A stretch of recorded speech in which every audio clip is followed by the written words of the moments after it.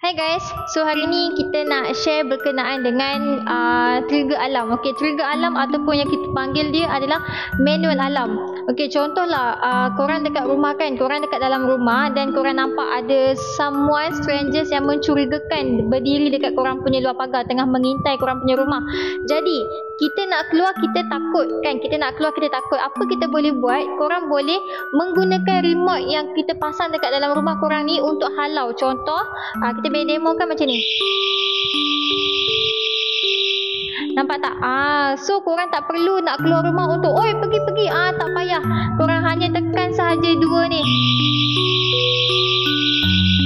Nampak? Jadi dia punya keselamatan pun terjamin. Korang punya keselamatan pun terjamin. Jadi korang dapat sesuatu tips yang kita sharekan hari ni. Jangan lupa like kita punya video, komen, share dan save kita punya video.